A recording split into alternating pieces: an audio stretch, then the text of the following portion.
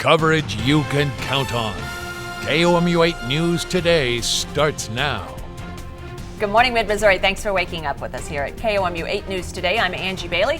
It's Tuesday, May 24th, and it is 6 a.m. on the dot. Are you sure that's what the prompter said? That's what it said. Yeah. Pretty sure. All right. Yeah, I'm Tim Schmidt. Hey, you got me guessing now. I did say my name right? And I know it's the 24th. We're just having a little internal fun right now. Looking. Our forecast for today is coming up. It looks like right now the rain is actually going to hold off until sometime later today or this evening. Areas west of Columbia, you might get a couple of rain showers, but I think overall today is going to be a mainly dry day. Just very cloudy outside and definitely apparent with all the heavy skies and heavy clouds that you can see this morning. Just looking out the window right now, temperatures only in the mid to upper 50s. When I stepped out the door this morning, I definitely noticed a big change in overall feel conditions outside compared to yesterday. And it's mainly just due to the fact that it's, well, a lot warmer outside than yesterday morning. And it's anywhere from 10 to 15 degrees warmer outside than yesterday. So just kind of be aware of the warmer feel outside this morning. MU researchers say the number of COVID cases in Missouri is increasing for the first time since February. They've been tracking the progress of the virus through wastewater samples. The team has found at least 7 different Omicron subvariants in Missouri. MU researcher Mark Johnson says his lab has never seen this much variation at one time within a strand of COVID-19. The subvariants have mutations that are known to weaken some antibodies, and Johnson says he knows it from personal experience. I went 2 years and 4 vaccines without getting infected, and I just got infected a week and a half ago, and it wasn't fun. The virus is still here, and it's still adapting. Johnson says the variants are appearing all over the state. His research shows the mutations are more common in urban areas than in small towns. The American Academy of Pediatrics says the number of COVID cases among children is up 72% from 2 weeks ago. From May 12th to May 19th, more than 107,000 kids have tested positive. The number of pediatric cases have been increasing in the last 6 weeks. Now, among all age groups, there's about 100,000 new cases per day, according to Johns Hopkins University. Numbers have not been this high since February. Meanwhile, hospitalizations are also up in most states. MU is changing its requirements and expectations for staff and students regarding COVID-19. Supervisors no longer have to submit forms for faculty and staff who report positive cases. Students are also no longer required to report their COVID tests to the university. MU also suspended its COVID data tracking dashboard. Now, other things like time off measurements for those who are sick and vacation policies for MU healthcare personnel will continue. We now know what caused a fire on Sunday that killed 3 animals in Columbia. Fire marshals say that it started on the stove after combustibles came in contact with the heat source. Crews were able to control the fire within about 10 minutes. No one was home when it happened, but 1 cat and 2 rabbits were killed. The fire crew did rescue 2 dogs. And last night, police closed part of Mexico Gravel Road in Columbia due to a crash. It happened about 7:30 last night. Officials considered it to be a crime scene. Our crew saw a reconstruction team in the area. No reports of injuries or arrests have been made, and we'll continue to follow this story. And we'll update you on KOMU.com as well as during newscasts. Hundreds of motorcycle riders made their way through mid-Missouri yesterday for the 32nd annual Run for the Wall ride. It's an event that's an 11-day-long motorcycle journey across the country from California to D.C. Run for the Wall started in 1989. It's dedicated to all of the prisoners of war and those missing in action. It also honors the memory of those who were killed in action and support military personnel around the world. I think in Vietnam still there's somewhere between 1,400 and 1,500 missing American soldiers. So this run is to call attention to that. All my family that have been vets that aren't with us right now, I carry them with me. All members of the Run for the Wall say the event's a great example of patriotism still being alive in America. Another update to a story that we first told you about yesterday. About 2/3 of the Daniel Boone Regional Library employees voted to join a union. It's going to include employees from public libraries in Columbia, Callaway County, Holt Summit, and Ashland. The group will be represented by the American Federation of State, County, and Municipal Employees. Managers and supervisors were not included in the vote. The employees who voted for the union say they want to see improvements in unsafe working conditions and better benefits. The executive director for the Daniel Boone Regional Library is accepting of the new challenge.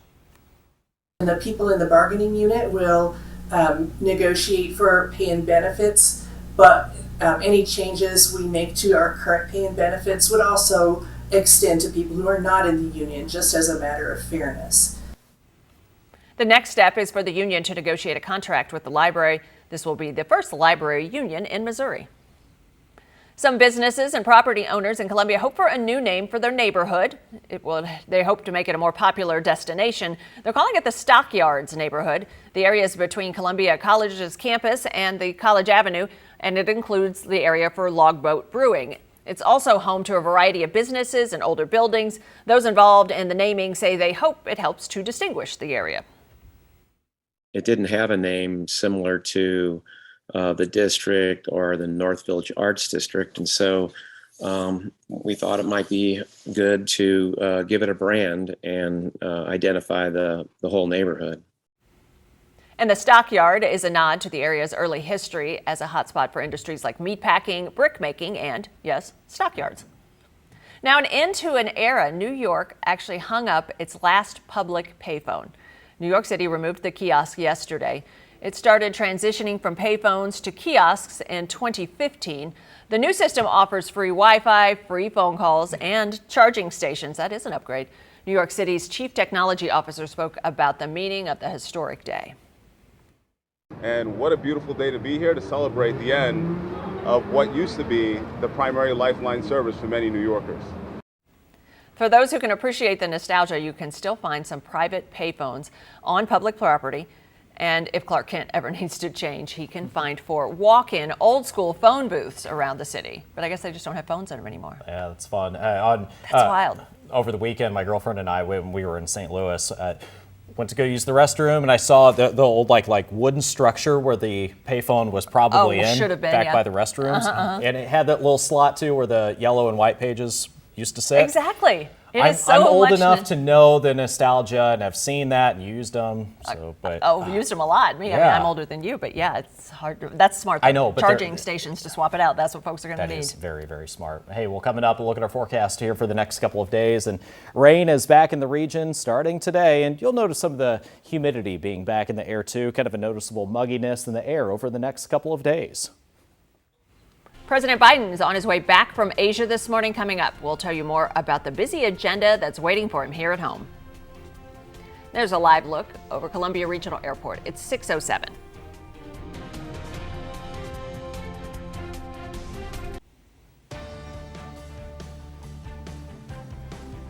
Well, it looks like rain is on its way here later today.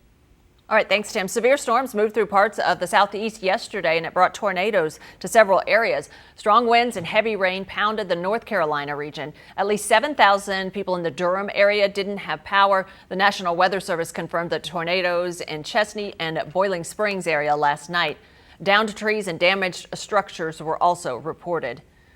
Michigan's Attorney General says she's investigating reported price gouging after last week's deadly tornado in Gaylord, Michigan. 2 people were killed in Friday's tornado. It ripped off roofs of buildings, it flipped cars, and prompted the governor to declare a state of emergency. Michigan law bans any retailer from charging a price that grossly exceeds the price where similar property or services are sold. Students from Buffalo, New York area schools walked 10 laps in honor of the victims killed in the mass shooting that happened just blocks from their school. The students walked with each other and talked about what happened just blocks away. They wanted to raise awareness while remembering those who were killed. One student says they were surprised it happened in Buffalo. Just it being around the corner of my school is crazy. You're used to seeing it in like far away Los Angeles, Florida. But when it's home, it hits different. After finishing the walk, the students took a group photo that spelled out the words "Choose Love" as a drone captured the picture from above. Another family in the Oxford, Michigan school shooting has filed a federal lawsuit against Oxford school employees. The parents and their attorney say school employees ignored a suicide prevention program at the school. According to the attorney, employees did not follow the mandatory state guidelines, which were to call 911 and Child Protective Services to report the behavior of an accused school shooter. For one mother, she says the healing process is ongoing. It's been 174 days since he was murdered, and it feels like it was just last week. For me, there will never be healing. There will only be coping. I will never be the same. And the accused shooter is still in jail, as well as his parents. The teenager faces charges including first-degree murder and assault with a deadly weapon. His parents are facing charges of involuntary manslaughter. A new FBI reports showing a massive surge in active shooter incidents. According to the report, in 2021, active shooter incidents increased by more than 50% just compared to 2020. The FBI says an active shooter is one or more people actively engaging in killing or trying to kill in a populated area by firearm. The report says these types of crimes spanned 30 states last year and killed more than 100 people. President Biden returned to Washington tonight after his first presidential trip to Asia. And while war, diplomacy, and economic development were on the agenda, it's something the president said yesterday that is still drawing the world's attention. NBC's Chris Ballone has the latest from Washington, D.C. President Biden is making the long flight back to Washington after spending his last day in Asia meeting with the Quad, the leaders of Australia, Japan, and India. The group discussing trade and climate change. But like most of the president's meetings on this Asian trip, Russia's invasion of Ukraine hangs over everything. It appears to me that Putin is just trying to extinguish a culture.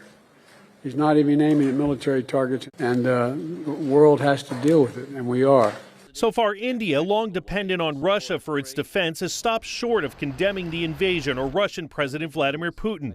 It's unclear whether President Biden made any headway in convincing Prime Minister Narendra Modi to distance his country from Russia. The U.S. and India are going to continue consulting closely on how to mitigate these negative effects. The president is still facing questions about a statement he made Monday when he declared the U.S. would intervene with its military if China invaded Taiwan, insisting everything is status quo. Policy has not changed at all. I stated that when I made my statement yesterday. The president's declaration of support for the self-governed island drew quick condemnation from Beijing and a statement of gratitude from Taipei. With war still raging in Ukraine, we saw a rare bit of bipartisanship here on Capitol Hill yesterday when the Democratic and Republican leaders of the Senate co-sponsored a resolution urging President Biden to fast-track the applications of Finland and Sweden to join NATO. In Washington, Chris Ballone, NBC News. And as President Biden is flying back here to the U.S., First Lady Jill Biden's already back in D.C. after her Latin American trip. She spent 6 days abroad. One goal was to prepare for an international summit scheduled for June. The First Lady made stops in Ecuador, Costa Rica, and Panama. Now an update to a traffic story. Both southbound lanes of Highway 63 just north of Jefferson City are now back open. This morning, a crash had it blocked one of those lanes earlier. 2 semis were stopped in the right lane. One had a lot of damage to the front end, as well as 2 tow trucks were on the scene. But again, both lanes of that are now back open north of Jefferson City. Yeah, look at our travel map, and it does not show any slowdowns there on Highway 54 or Highway 63 heading into the state capitol, so we're in a good shape there. A look at our SunSense number, and it's brought to you by KC Dermatology Center and Medical Spa. It's up near a 6 for today. There's going to be a lot of clouds, but occasionally some sunny breaks. Sunburn times will be over 60 minutes today, tomorrow, and Thursday, as we're just kind of limited on the sunshine that we get over the next couple of days. Expect a high UV index, though, over Memorial Weekend. If you're buying diesel, you have seen the sticker shock out there coming up, how the White House is trying to help. Coming up on Today, your travel guide ahead of Memorial Day weekend. With soaring prices on gas, airfare, and food, we'll give you some helpful tips to saving where you can maximize your fun in the sun. That and more when we see you in just a bit right here on Today. There's a live look over downtown Columbia as you're getting your day started at 6:19. Welcome back. Your time is now 6:22. The Biden administration is considering an emergency declaration to ease the shortage of diesel in the U.S. The declaration would allow President Biden to release fuel from a stockpile that's rarely used. The last time diesel was pulled from this reserve was after Superstorm Sandy in 2012. Some analysts say the impact of the release would be minimal and would only help for a short period of time. The national average cost for a gallon of diesel is up 75% from a year ago. There's a new viral hack that's surfacing on TikTok, but the FDA is warning people not to do it. Users are storing avocados in bottled water to keep it fresher for weeks. The FDA says that can actually cause bacteria and even possibly salmonella. The next big source of vitamin D may come from a lab. Scientists edited tomato genes and think the fruit could produce vitamin D. They found it contained a precursor to the important micronutrient. This could be a big news for vegans and vegetarians, giving them a plant-based source for vitamin D. If farmers and producers adopt the process commercially, tomatoes could help people that have a vitamin D deficiency. A look at our temperatures outside this morning, and right now we're in the mid to upper 50s outside. It's about 10 or 15 degrees warmer than yesterday morning. Right now we're at around 55 to 58 in Columbia and Jefferson City. As we get into the next couple of days, it looks like highs will generally be around a 70 to 75. A little cooler on Thursday, but then right back into the 70s and 80s and feeling what would appear to be a lot more summer-like heading into the weekend for the unofficial start of summer. Yep, it's going to kind of feel that way outside. Here's a look at your Tuesday forecast. Right now it looks like rain probable after about 5 or 6 p.m. I think overall it's just a lot of clouds today. Temperatures will be around 70 degrees this afternoon. Again, mainly dry conditions today. I really do not see rain becoming likely or widespread until after 5 or 6 p.m. Here's a look at your 8-day forecast. And while we still have some rain possible on Wednesday and Thursday, the weekend up ahead, Angie, looks a lot better. Highs in the 70s on Friday, 80s on Saturday and Sunday. Possibly kind of looking more like pool weather. I'm hoping so. I probably won't get a chance to get in the pool on Friday, but I don't know. Saturday might be. Sunday might be. Thing for us. Might be. I mean, yeah. it is the kickoff to summer, so hopefully it is. Also, I was looking at the Lake of the Ozarks water temperature. Yeah. It's at 67 degrees right now. Before we had all of that rain last week, it was as warm as 75 over the Bagnell Dam. It had really gotten that warm. Wow. Well, I guess that 1 week of extreme heat would do that. Okay. Yeah, it really can. All right, stick around. We've got more coming your way. KOMU 8 News will be right back. There's a live look over the Missouri River. KOMU 8 First Alert Weather. All right, getting another check of your weather this morning. Here's what's happening right now. Georgia is taking center stage in today's primary election happening across the country. You're taking a live look over Atlanta. Governor Brian Kemp looks poised to hand former President Trump his biggest ballot box rejection since the former president lost in 2020. Polls show the incumbent, that's Republican governor, far ahead of the former Senator David Perdue. Now, President Trump made Kemp his top target for 2022 to try to help him lose, and a Kemp victory would set up a rematch between the Republican governor and Democrat Stacey Abrams, who is poised to win her party's nomination. President Joe Biden on his way back to Washington, D.C. from Asia. This is video from earlier in the morning when he left Japan. Yesterday, President Biden met with leaders of Japan, Australia, and India. The meeting marks the end of Biden's 5-day trip to Asia. The nations together are called the Quad Nations and focus on security. During the meeting, Biden rebuked Russia's invasion of Ukraine and called for the unity of the Indo-Pacific region. The fact of the matter is that we have a lot of work to do, keeping this region peaceful and stable, tackling this pandemic and the next one, and addressing the climate crisis as referenced by our new colleague, ensuring that technologies of the future are governed according to our values. And President Biden says keeping the nations unified is important. Meanwhile, Vice President Kamala Harris focusing on the mental health of medical workers. The vice president visited the Children's National Hospital yesterday. She discussed the impact the pandemic had on doctors, nurses, and others who work in healthcare. Harris says it's important to support healthcare workers suffering from burnout and other mental health issues. You deserve access to the mental health care that you need. You deserve support and understanding when you are struggling. And you deserve working conditions that support your mental health. Harris says that the Biden administration is working to expand mental health resources for healthcare workers. A class of first graders in West Virginia reached a big milestone. They got to set a goal to solve 200,000 math problems by the end of the year. They actually surpassed it as of yesterday. The students are only allowed to work on the problems while at school, and their teacher says her kids have knowledge in a variety of different math problems. Fractions, word problems, graphing, time. They do multiplication tables. They can do division. Just about anything you can ask them about math, they know. Division. That's great. To celebrate the accomplishment, they got to have root beer floats, and the class is going to continue, of course, to solve math problems. That's a great start. Already doing division and multiplication, first graders. That's awesome. I feel like that's a second or third grade. I don't know what it is now, but it definitely was like fourth grade back in my day. All right. Well, awesome. Coming up, we'll look at our forecast, and it looks like the humidity will be taking a multiplier into Wednesday and Thursday and into the weekend. Unfortunately, a little bit more of a summer-like feel heading into the weekend and more noticeable mugginess outside. You'll notice that especially today and tomorrow, too. Indiana lawmakers looking to bring back a transgender sports ban that the governor vetoed. We'll have details on that after the break. There's a live look over downtown Columbia. It's 6:34. Welcome back. It's now 6:37, means we're just 8 minutes away from 15 minutes of nonstop news, weather, and traffic. But first, we're going to check in with Tim. He said there's some rain in the forecast, but how soon is it going to get here? Yeah, it might be a few hours. All right, thanks, Tim. In national news, Indiana lawmakers are threatening to override a veto of the state's transgender sports ban. The American Civil Liberties Union in Indiana says it's ready to take action if it does happen.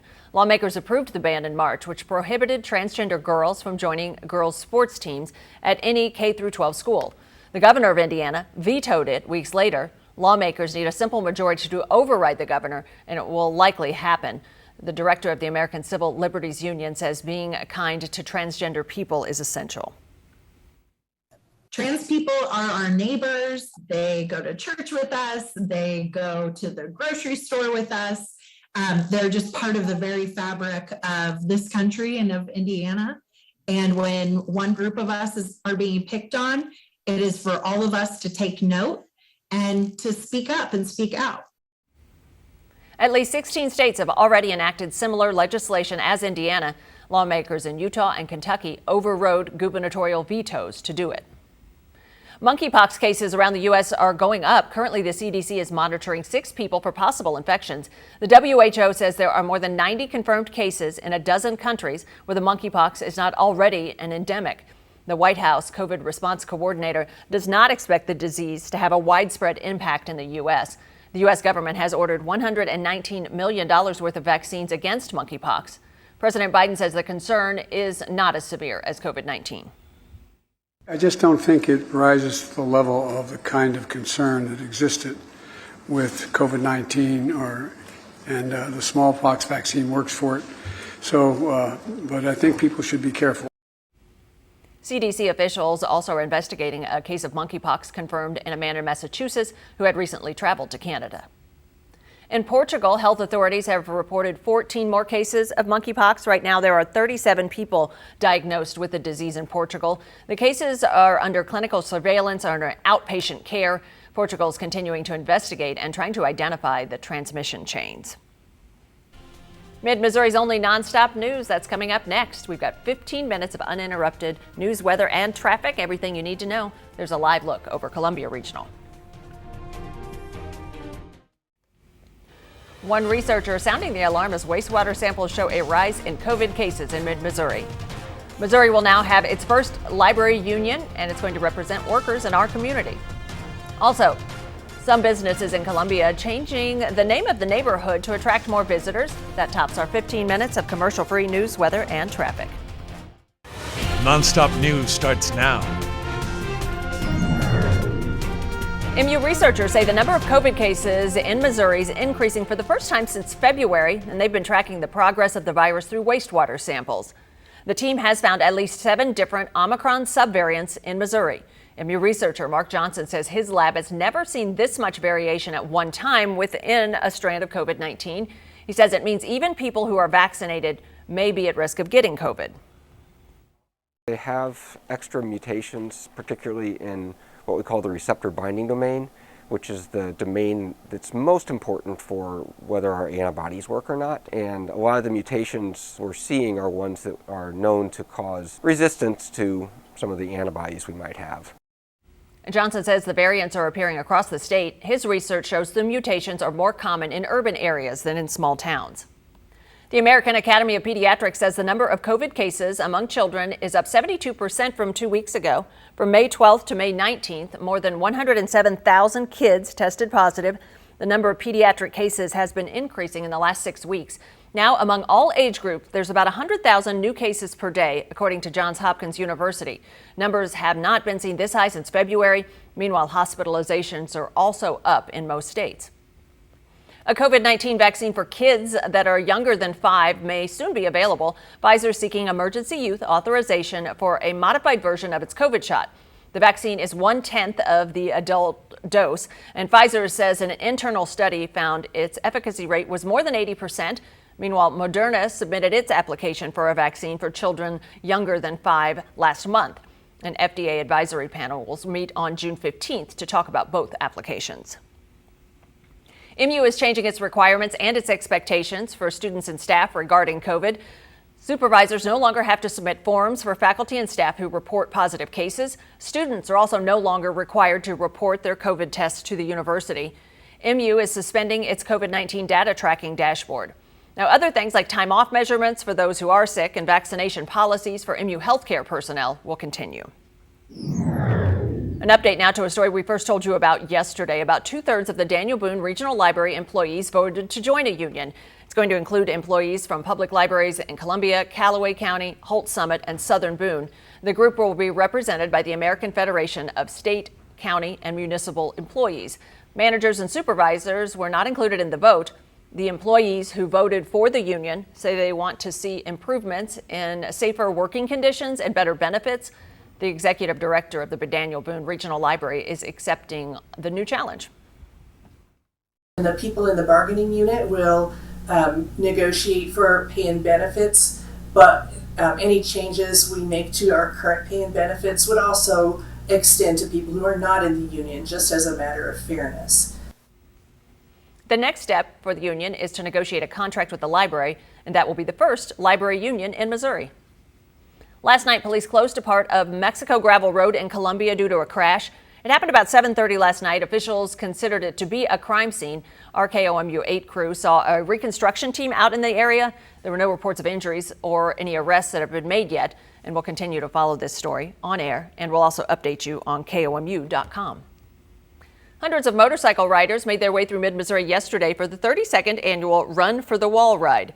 The event's an 11-day-long motorcycle journey across the country from California to Washington, D.C. Run for the Wall started in 1989, and it's dedicated to all prisoners of war and those missing in action. It also honors the memory of those who were killed in action and in support of military personnel around the world. I'm riding basically because I had a buddy of mine that was killed in Afghanistan, and I escorted him, and he was a motorcycle rider, and he can't ride. So I'm riding for him. All members of the Run for the Wall say the event's a great example of patriotism still being alive in America. Across the nation, concerns of price gouging for baby formula is on a lot of parents' minds. In Columbia, one pharmacy is facing some backlash after a mix-up with formula prices. Last Thursday, Flo's Pharmacy posted to the Show Me Formula Facebook group that it had 3 different brands in stock. Now, when a customer went to buy the formula, it rang up differently than what was on the container. The way I even question it is when it was originally rang up, it rang up $37.99, which I thought, great, that's $20 extra. I will be able to get some sort of a discount, and then was redirected to the label that was on the can that stated it was actually $56. The customer says she ended up paying the $56, but the price difference still raised concerns. She posted to the Facebook group about the price confusion, and the owner of Flo's Pharmacy says the mistake was a computer issue. When we get stuff in, we put it on the shelf, and then when we ring it out, if we don't update our price files, or if it's something we haven't had for 5 or 6 years, it'll ring up the old price until we update it. And the owner says he fixed the problem as soon as he found out about it, and the prices are now updated, and he says he'll continue to try to help moms who need formula as much as he can. Another shipment of infant formula is set to arrive here in the U.S. tomorrow from Germany. The first shipment of Operation Fly formula arrived in Indiana on Sunday. It was 78,000 pounds of specialty infant formula. Also, 2 major manufacturers in the U.S. got Defense Production Act approval to buy expedited ingredients and supplies to ramp up production. The formula shortage is also affecting children with special needs. That includes a Kansas City mom whose daughter relies on formula for her feeding tube. Amanda Turner usually gives her daughter a special kind of formula. When she went to order some at her local hospital, she was told they were out of stock, and so was the manufacturer. The only place she could find the formula she needed was on Amazon, and it was more than $300. This really just adds to what we already deal with, and adds to the stress and the anxiety and the worry. And it's not an easy journey. It's worth it, but it's hard. The mother switched her daughter to a different type of formula. She says the solution is not sustainable, though, in the long run.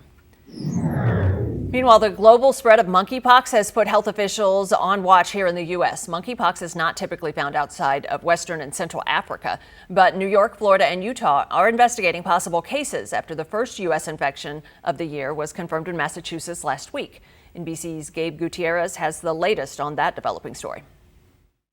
We're tracking the latest developments in the monkeypox mystery, the rare but potentially serious illness that's turning up around the world, not just in Western and Central Africa. The WHO says that it's now identified about 200 confirmed or suspected cases in 12 Western nations. The CDC also saying that it's on alert and releasing monkeypox vaccine from the national stockpile as it investigates several more potential cases in more states. President Biden, though, saying that the level of concern does not rise to that of COVID. I'm Gabe Gutierrez, and we'll have the very latest on this developing story coming up on Today.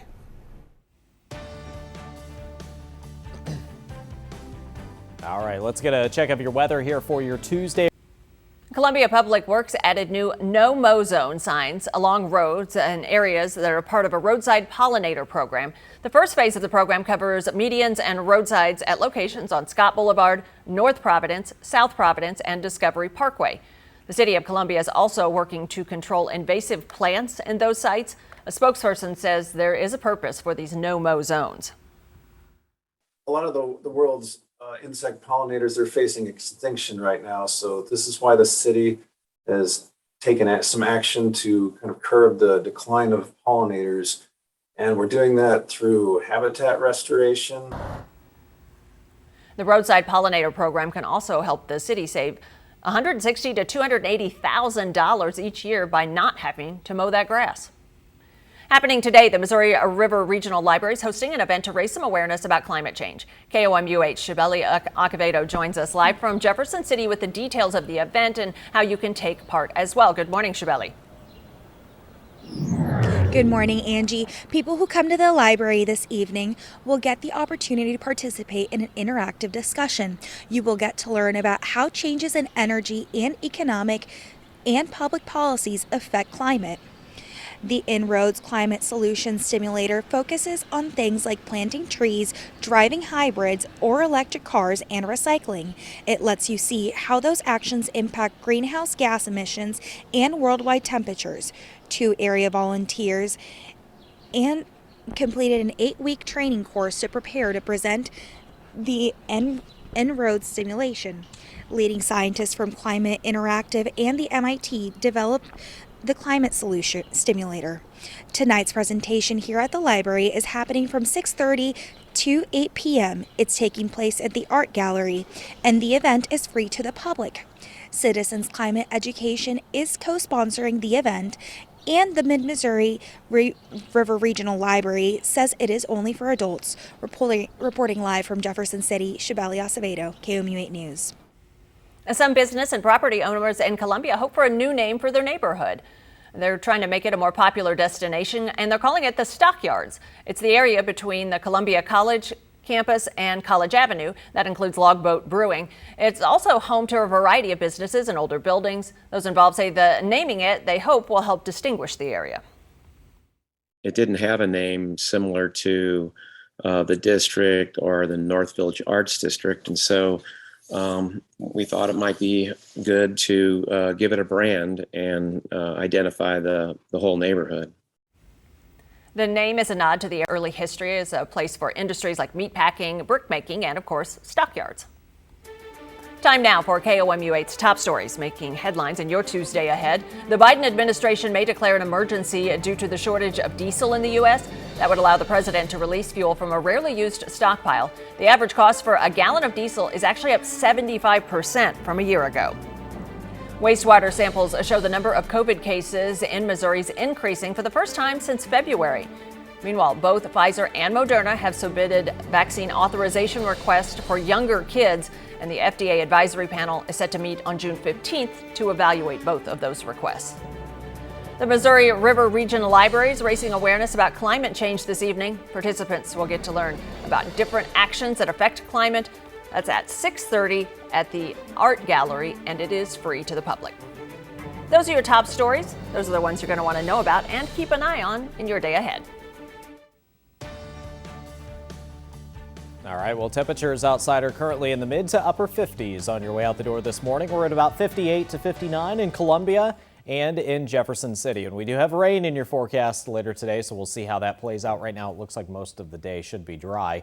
Temperature trends, though, have us around 70 degrees today and tomorrow. A little cooler on Thursday, and then into the weekend we go. Warmer temperatures. Well, it looks like we'll also have an increase in the humidity, too. A daytime temperature of about 70 degrees today, with a chance for rain mainly after 3 p.m. After 3 p.m., we'll start to see our rain chances increase about 20% every hour, which means your evening possibly is going to be rainy, so plan around that today. Chances for rain this evening, tonight through Thursday, a high of 70 today. Angie? Okay, well, I can get a lot done before it starts raining, hopefully. Hopefully, yeah, it looks to be, chances for rain after 3 p.m. Okay. Tim and I will be back at 7:25. Ahead on the Today Show, they've got a preview of the primary elections that are happening in Georgia. They're calling that key. Also, growing concerns over monkeypox cases in the U.S. They'll look into that more. Here's Savannah and Hoda.